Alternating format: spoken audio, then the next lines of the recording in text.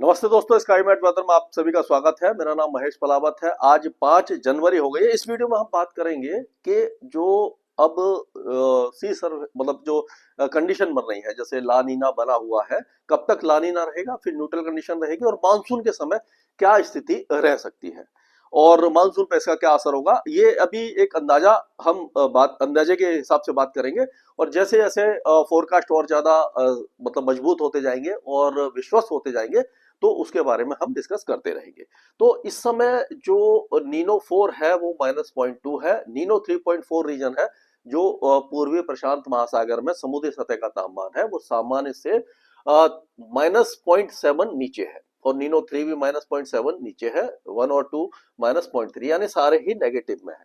लानीना जब होता है तो ओवरलैपिंग जो तीन महीने का जो ओवरलैपिंग होता है वो 5 बार लगातार अगर -0.5 से नीचे हो जाता है पूर्वी प्रशांत महासागर में समुद्री सतह का तापमान, तो लानीना डिक्लेयर हो जाता है।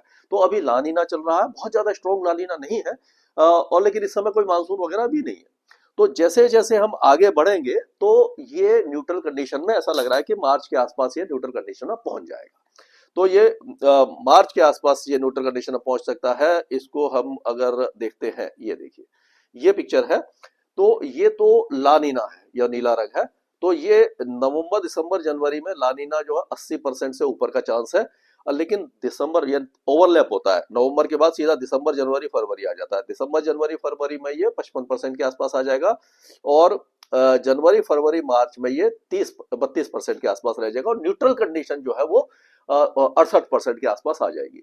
यानी कि हम कह सकते हैं कि प्री मानसून सीजन में ये न्यूट्रल कंडीशन आ जाएगी और फरवरी मार्च अप्रैल में ये 78%, 77%, मई मार्च अप्रैल मई में, यानी मानसून से पहले हमें दिख रहा है कि न्यूट्रल कंडीशन बन रही है। लेकिन जब मई जून और जुलाई या अप्रैल मई और जून में आप देखेंगे लानीना बनना शुरू हो जाएगा। मई जून जुलाई में लानीना, ये अल नीनो, ये 37% हो गया। जून जुलाई अगस्त में भी ये अब 45% आ जाएगा और जुलाई अगस्त सितंबर में ये 48%, यानी इवॉल्विंग अल नीनो बनता हुआ दिख रहा है। यानी कि धीरे धीरे समुद्री सतह के तापमान जो पूर्वी प्रशांत महासागर में वो गर्म होने की संभावना दिखाई दे रही है। अगर अल नीनो बनता है तो मानसून पे इसका असर होता है। अब हम अगर 2020 से बात करें तो 2020 में लानीना था और मानसून सामान्य से ऊपर था, 9% लगभग ऊपर था। फिर 2021 में भी लानीना था, 2020, 21 और 22 में लानीना था, ट्रिपल डिप लानीना। तो 21 में मानसून नॉर्मल के आसपास था और जो मतलब के 0.69%, मतलब 1% ही नीचे था, जो नॉर्मल कैटेगरी में था, अबव नॉर्मल से थोड़ा सा नीचे था। तो कह सकते हैं कि वो भी नॉर्मल कैटेगरी में ही था। लेकिन 22 में फिर से अबव नॉर्मल था। तो ये तो ट्रिपल डिप लानीना में अच्छा मानसून रहा और उसके बाद 23 में अल नीनो बना, तो उस समय बिलो नॉर्मल मानसून हो गया था। लेकिन 24 में अल नीनो था, लेकिन बाकी फैक्टर जो थे जैसे कि इंडियन ओशन डाइपोल अच्छा था, पॉजिटिव था, तो उसने 24 में उसको नॉर्मल कर दिया था। और 25 की बात करें तो उस समय कमजोर लानीना था और ये न्यूट्रल कंडीशन चल रही थी। तो आपने देखा कि जो 2025 जो निकला है इसमें 8% मानसून ज्यादा था। अब 2026 की अगर हम बात करें तो इवॉल्विंग अल नीनो है, यानी कि धीरे धीरे समुद्री सतह के तापमान गर्म हो रहे हैं। यानी पहले ला नीना से न्यूट्रल कंडीशन आएगी और फिर अल नीनो की संभावना बनती दिख रही है। तो यानी कि ये आप देखिए कि दोनों न्यूट्रल कंडीशन और ये बराबर सी होती जा रही है। तो हमने जो हिस्टोरिकली देखा है कि इवॉल्विंग अल नीनो, यानी कि अल नीनो जब बन रहा होता है वो ज्यादा खतरनाक होता है और मानसून को प्रभावित करता है नेगेटिव रूप में, यानी कि मानसून की बारिश को कम करने की संभावना बढ़ती जाती है। तो अभी से ये कहना मुश्किल है कि कितना मानसून कम होगा या नॉर्मल होगा। तो इस पे हम लगातार बात करते रहेंगे जैसे जैसे फोरकास्ट ये और ज्यादा इवॉल्व होते जाएंगे। अभी क्या है कि स्प्रिंग बैरियर के समय थोड़ा सा इसकी जो प्रिडिक्शन है वो बहुत ज्यादा एक्यूरेट नहीं होती है। जब हम जाएंगे मार्च अप्रैल में पहुंचेंगे तब जाकर के इसकी एक्यूरेसी काफी ज्यादा सुधर जाएगी। लेकिन स्काईमेट जैसे आपको मालूम है कि मिड जनवरी में अपना पहला एक फोरकास्ट जारी करता है, तो वो हम जारी कर देंगे। उसके बाद डिटेल फोरकास्ट हम बाद में जारी करेंगे जब ये काफी ज्यादा हमें मतलब कॉन्फिडेंस आ जाएगा कि किस तरह का मानसून रहने वाला है। तो अभी मान के चलिए कुछ मतलब इस पे इम्पैक्ट अल नीनो का पड़ता हुआ दिखाई दे रहा है और इस पर हम लगातार नजर बनाए रखेंगे। अगर जो बाकी मॉडल्स हैं, यानी स्टैटिक मॉडल है और डायनामिक मॉडल है, तो उसमें भी अगर हम देखें तो आप देखिए कि ये देखिए यहाँ पर ये क्या है कि -0.5 का है, ये देखिए ये -0.5 है, ये 0 है, +0.5 है। अगर ये +0.5 से लेकर के -0.5 के बीच में रहता है तो इसको न्यूट्रल कंडीशन कहा जाता है। और अगर ये इससे ऊपर चला जाता है, यानी कि गर्म हो जाता है पूर्वी प्रशांत महासागर में, तो उसको अल्नीनो कंडीशन कहते हैं। अगर नीचे रहता है तो लानीना। तो आप देखिए कि इसके नीचे लानीना तो यहाँ पर है, ये दिसंबर जनवरी फरवरी तक तो लानीना दिखाई दे रहा, उसके बाद ये न्यूट्रल में चले गया, ये दोनों न्यूट्रल में चले गए। अब यहाँ पे देखिए अप्रैल मई जून में ये न्यूट्रल पे है, और ये मई जून जुलाई में आ गया, ये न्यूट्रल से थोड़ा ऊपर आना शुरू हो गया। लेकिन इसको अगर देखेंगे तो ये आपका ये दूसरा जो मॉडल है ये अल्नीनो की तरफ जाता हुआ दिखाई दे रहा है, इवॉल्विंग अल्नीनो को बना रहा है। तो अभी तक जो ज्यादातर मॉडल है वो यही दिखा रहे हैं कि इवॉल्विंग अल्नीनो हो रहा है, यानी कि धीरे धीरे अल्नीनो की तरफ जा रहा है।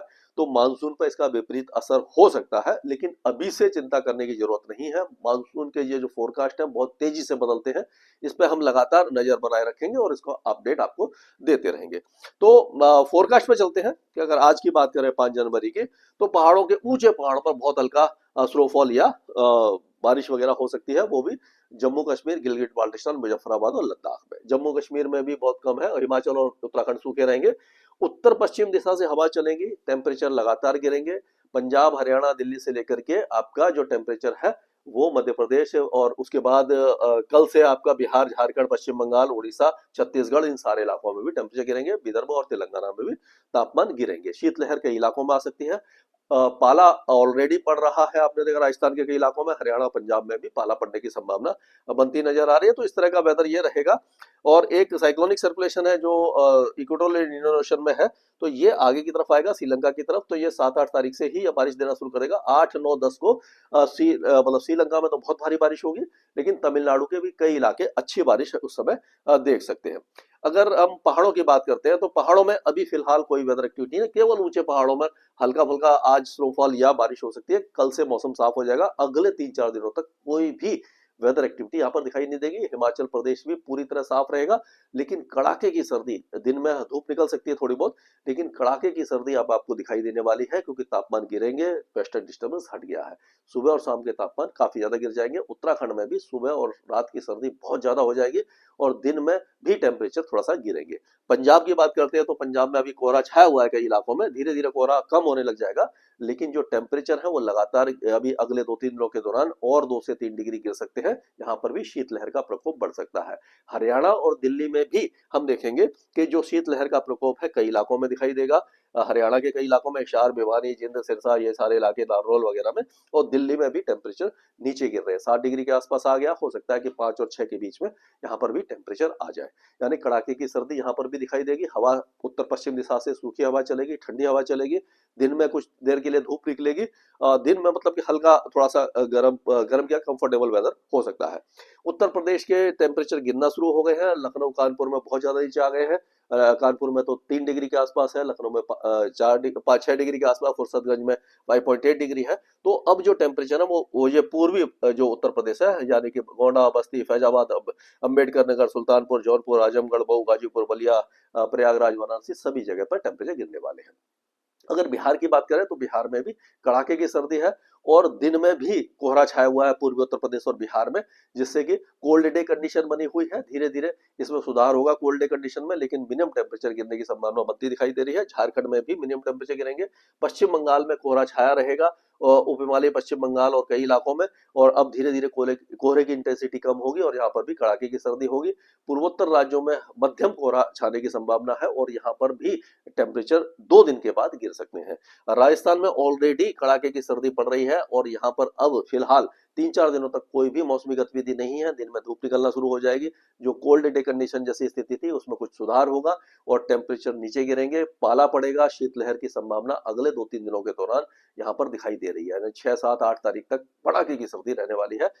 मध्य प्रदेश के भी ज्यादातर इलाके अब कड़ाके की सर्दी देखेंगे और जो कोहरा है उत्तरी जो ग्वालियर संभाग में वो धीरे धीरे कम होना शुरू हो जाएगा। छत्तीसगढ़ में अब टेम्परेचर 5, 6 और 7 डिग्री के बीच में कई इलाकों में आ सकते हैं और यहाँ पर भी जो सर्दी काफी बढ़ जाएगी और जो उत्तर पश्चिमी हवाएं जो उड़ीसा में आएंगी उसके कारण जो अंदरूनी उड़ीसा है वहां पर शीतलहर जैसे स्थिति बन जाएगी, लेकिन कोस्टल एरियाज में फिर भी थोड़ा सा राहत दिखाई दे रही है। अगर गुजरात की बात करें तो अगले 2 दिनों के दौरान पूर्वी हवाएं चलने की संभावना है, जिससे कि टेम्परेचर में 2 से 3 डिग्री की मिनिमम टेम्परेचर में बढ़ोतरी हो सकती है, उसके बाद स्टेबल रह जाएंगे। लेकिन महाराष्ट्र में अभी देखेंगे विदर्भ से लेकर के मध्य महाराष्ट्र, मराठवाड़ा, इन सारे इलाकों में तापमान गिरेंगे। तेलंगाना में शीतलहर की संभावना नजर आ रही है। आंध्र प्रदेश का मौसम साफ रहेगा, लेकिन कर्नाटक के जो ज्यादातर इलाके हैं वो सूखे ही रहेंगे और लेकिन जो दक्षिणी इलाके हैं यहाँ पर हल्के बादल छा सकते हैं। केरल में बारिश की संभावना नहीं है, दक्षिणी केरल में बहुत हल्की बारिश हो सकती है, लेकिन 7 और 8 तारीख से तमिलनाडु के पहले कोस्टल एरियाज में बारिश शुरू होगी, धीरे धीरे पूरा तमिलनाडु को कवर कर जाएगी। ये 10 या 11 तारीख तक बारिश की गतिविधियां यहाँ पर रह सकती है। तो इस तरह का मौसम रहने की उम्मीद है और मानसून के ऊपर जो अल नीनो का असर पड़ेगा उसके बारे में हम लगातार आपको अपडेट देते रहेंगे स्काईमेट वेदर में। अभी के लिए